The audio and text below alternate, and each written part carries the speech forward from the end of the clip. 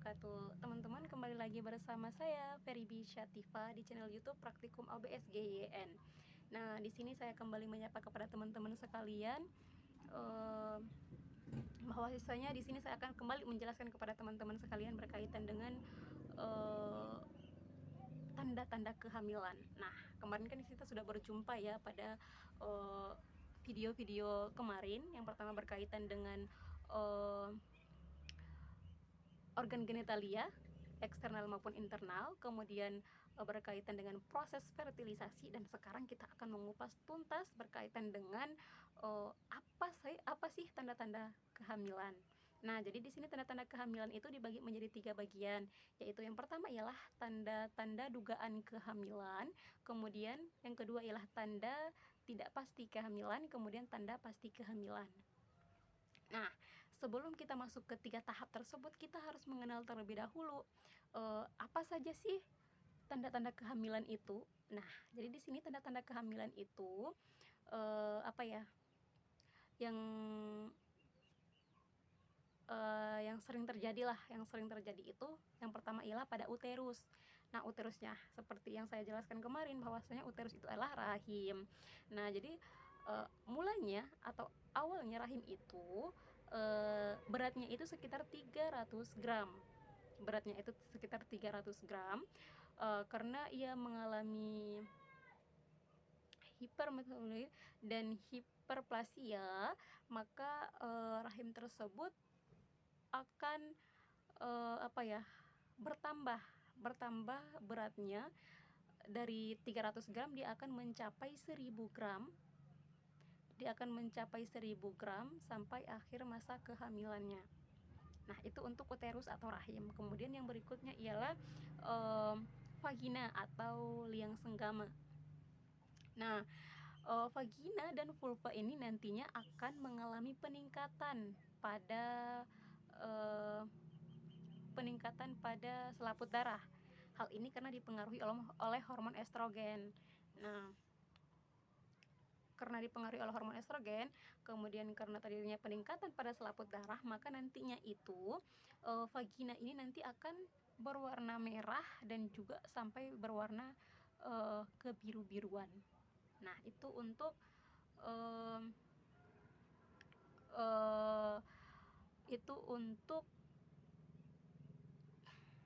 vagina. Kemudian yang berikutnya ialah berkaitan dengan indung telur atau ovarium. Nah, karena terjadinya kehamilan, maka indung telur ini yang mengandung corpus luteum ini akan meneruskan fungsinya sampai terbentuknya plasenta yang sempurna pada usia kandungan sekitar 12 minggu. Nah, kemudian setelah itu tanda-tanda kehamilan pada payudara. Nah, tanda-tanda kehamilan pada payudara ini pada saat kehamilan, payudara ini mengalami proses pertumbuhan dan perkembangan. Proses pertumbuhan dan perkembangan ini untuk persiapan pemberian ASI atau sebagai laktasi. Nah, jadi hormon-hormon yang berperan dalam proses pertumbuhan dan perkembangan payudara ini ialah ada hormon estrogen, ada hormon progesteron, dan juga ada hormon somatomotoropin. Nah, jadi ada 3 hormon yang berpengaruh dalam proses pertumbuhan dan perkembangan payudara. Nah,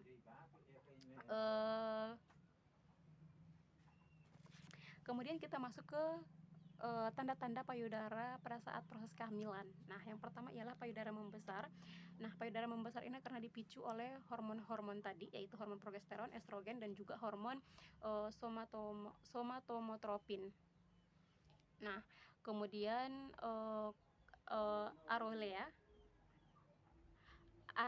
areola ini mengalami hiperpigmentasi, yang dimana yang tadinya ia berwarna coklat, dia akan pada saat proses kehamilan ia akan berubah menjadi warna coklat kehitaman.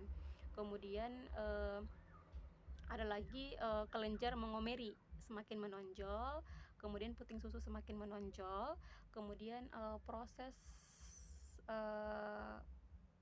pengeluaran ASI ini belum terjadi karena protalin ini belum berfungsi karena terjadinya penghambatan pada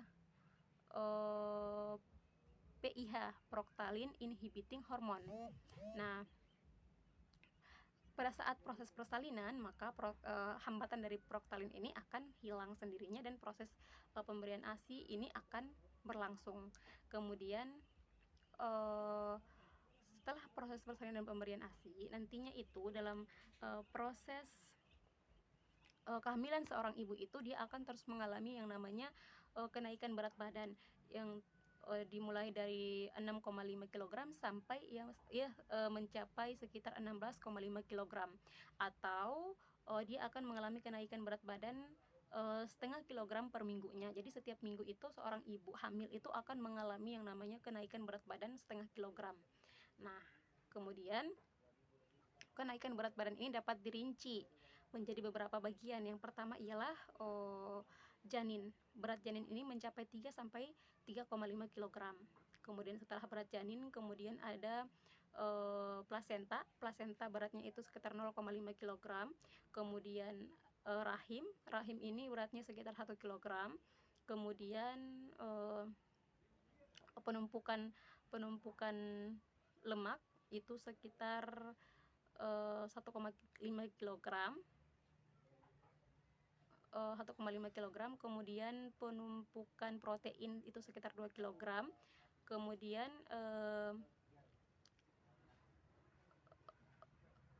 Kemudian berikutnya itu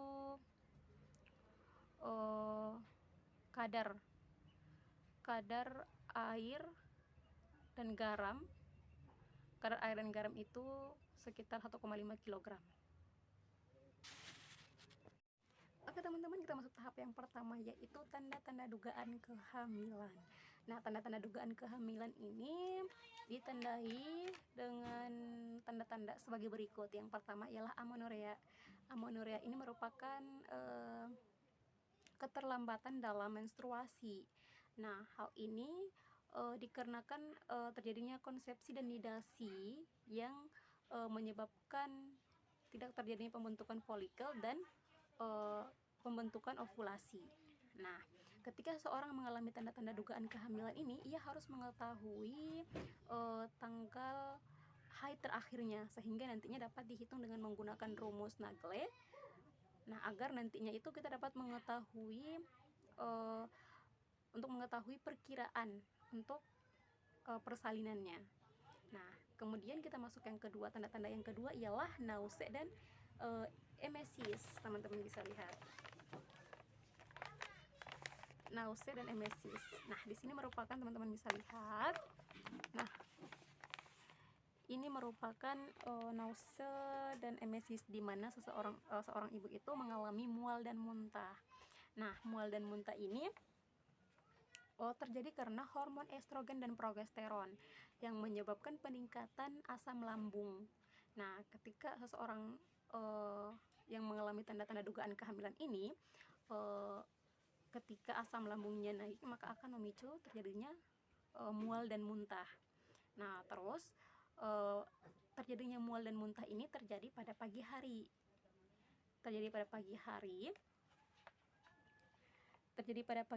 Dan ini efeknya itu bisa ditangani. Kemudian tahap yang ketiga ialah ngidam. Ngidam ini merupakan wanita hamil yang memiliki keinginan makan makanan tertentu. Nah, keinginan makan makanan tertentu inilah disebut dengan ngidam. Kemudian tanda-tanda yang berikutnya ialah teman-teman bisa lihat payudara tegang. Nah, payudara tegang ini dimana disebabkan oleh hormon yang namanya hormon progesteron, kemudian hormon estrogen, dan juga hormon somatomamotropin. Nah, hormon-hormon ini yang akan nantinya menyebabkan payudara itu tegang. Nah, Kemudian ketika hormon ini melakukan melakukan tugas dan fungsinya, di mana salah satu fungsinya juga ia bisa memberikan memberikan atau terjadinya penumpukan penumpukan lemak dan air serta penumpukan lemak dan air serta garam yang nantinya menyebabkan payudara itu semakin membesar. Kemudian ujung syaraf tekanan ini menyebabkan rasa sakit. Hal ini terjadi pada kehamilan pertama. Rasa sakit ini dikarenakan terjadinya penumpukan lemak dan air serta garam. Oke teman-teman, kita masuk ke tanda-tanda berikutnya, itu sinkop. Nah, sinkop ini atau disebut dengan pingsan. Nah, ketika seseorang yang mengalami tanda-tanda dugaan kehamilan itu, dia akan mengalami, salah satu tandanya ialah ia akan mengalami pingsan, yang dimana hal ini disebabkan oleh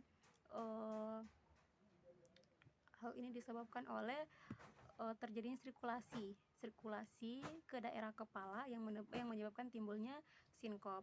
Kemudian tanda-tanda ini akan hilang pada saat usia kandungan itu mencapai 16 minggu. Nah, kemudian kita akan masuk ke tanda berikutnya, itu sering miksi. Nah, sering miksi ini adalah disebabkan karena desakan rahim ke depan yang menyebabkan kandung kemih itu terasa penuh dan sering miksi. Nah, kemudian yang ketiga ialah konstipasi atau obstipasi. Teman-teman bisa lihat yang di sini ialah gambar seorang ibu hamil yang dimana ia sangat sulit sekali untuk melakukan pembuangan air besar. Nah, hal ini karena dipengaruhi oleh hormon progesteron, yang dimana ia dapat menghambat peristalitik pada usus, sehingga seorang ibu hamil itu sangat sulit sekali melakukan pembuangan air besar. Nah, setelah itu teman-teman bisa lihat lagi di sini ada epulis gusi. Nah, epulis gusi, teman-teman bisa lihat epulis gusi. Nah, epulis gusi ini merupakan salah satu tanda-tanda dugaan kehamilan. Nah, ini sering dialami oleh ibu-ibu hamil.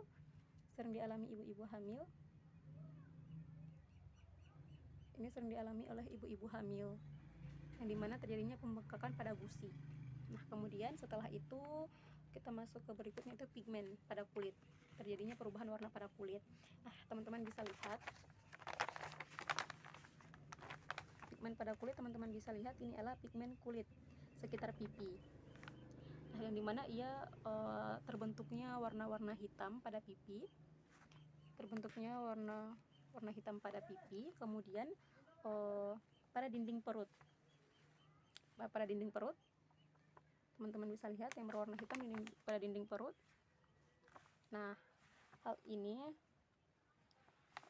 ada beberapa bagian, yaitu setae livide, striae nigra, dan kemudian lineae alba. Lineae alba ini semakin hitam. Kemudian ada juga pigmen kulit pada area payudara. Nah, area payudara, teman-teman bisa lihat pada area payudara. Susah ya, mohon maaf agak sedikit ribet pada area payudara. Nah, teman-teman bisa lihat yang ini adalah puting, kemudian yang melingkari puting ini disebut dengan areola. Nah, areola ini nanti pada saat salah satu tanda-tanda kehamilannya itu terjadinya perubahan pigmen pada areola. Yang tadinya berwarna coklat, dia akan berubah menjadi warna coklat kehitaman. Kemudian kelenjar mongomori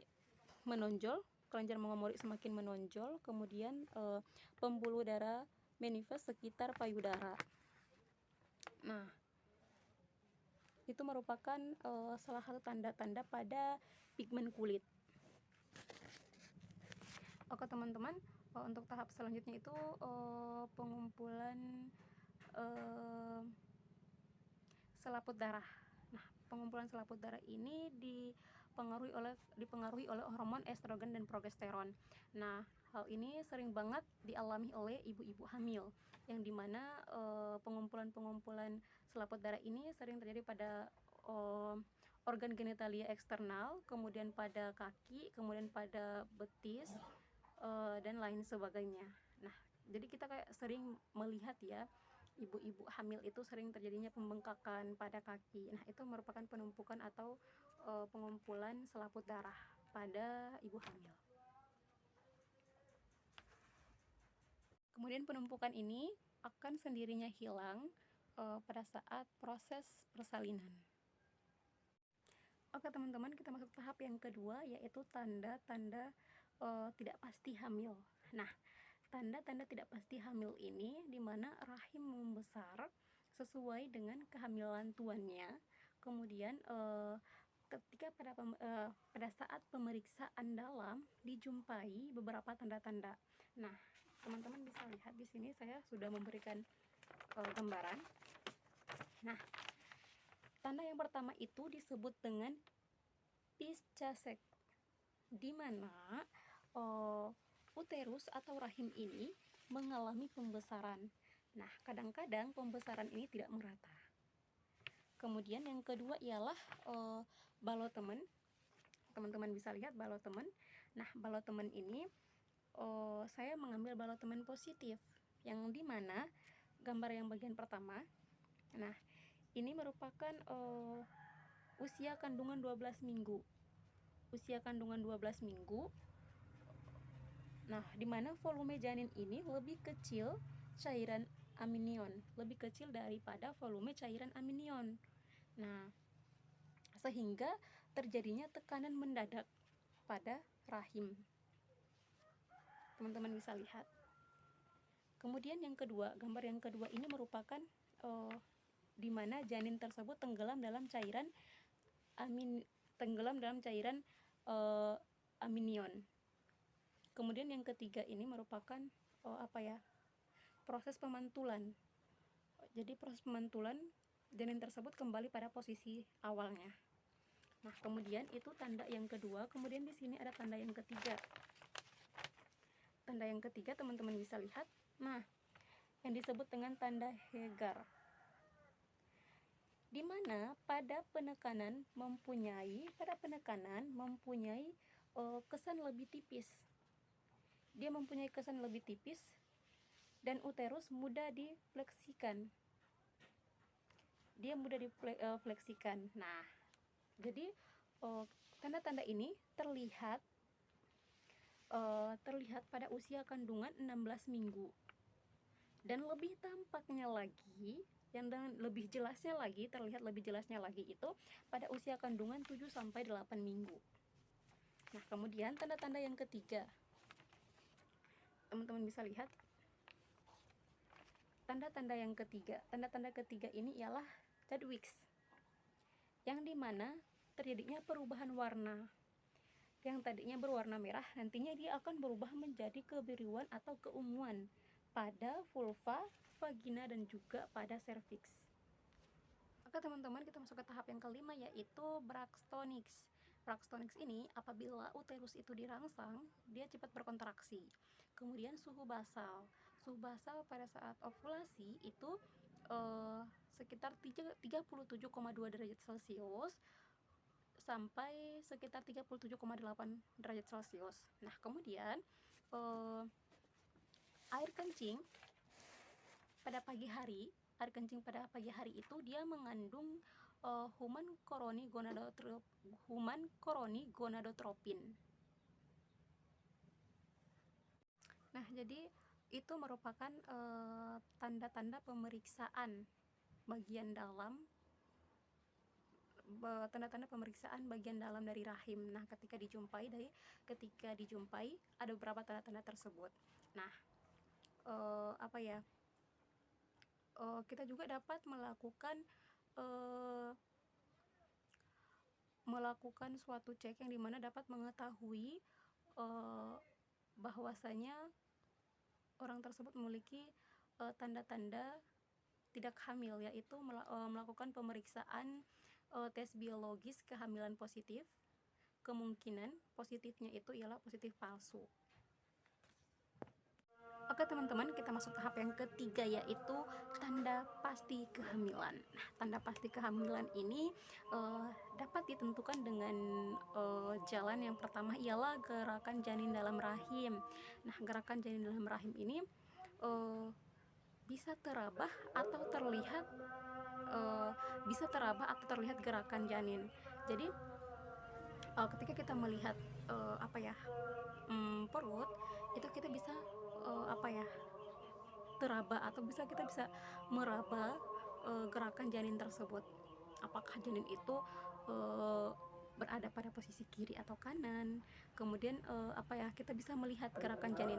Apakah uh, gerakan janin itu bisa ke kiri atau ke kanan. Nah, kemudian yang berikutnya ialah teraba bagian-bagian janin. Jadi kita bisa meraba bagian-bagian janin. Ketika kita meraba pada perut seseorang yang sedang hamil, mungkin kita bisa meraba bahwa oh, mungkin ini bagian kepalanya, oh mungkin ini bagian kakinya ya, karena dia suka menendang-nendang. Nah, gitu. Kemudian yang kedua ialah denyut jantung janin. Nah, denyut jantung janin ini bisa didengar dengan stetoskop Lange, kemudian alat kardiotokografi, kemudian alat Doppler. Nah, kalau untuk mengetahui kerangka janin tersebut itu, kita menggunakan alat canggih yang namanya yaitu Röntgen. Nah, untuk alat-alatnya teman-teman bisa lihat yang sebelah sini. Ini adalah stetoskop Lange, kemudian bagian ini adalah kardiotokografi, kemudian bagian ini adalah Doppler. Teman-teman bisa lihat Doppler. Kemudian bagian ini ialah alat canggih yang dimana untuk mengetahui rangka dari janin tersebut, namanya yaitu Röntgen. Ya, teman-teman bisa lihat. Oke, mungkin hanya itu saja yang bisa saya sampaikan. Semoga penyampaian saya berkaitan dengan tanda-tanda kehamilan ini dapat bermanfaat bagi teman-teman sekalian. Jika adanya kekurangan, itu datangnya dari saya. Jika adanya kelebihan, itu datangnya dari Allah Subhanahu wa Ta'ala. Untuk itu, saya Faridah Syatifa mohon undur diri. Assalamualaikum warahmatullahi wabarakatuh. Sampai jumpa.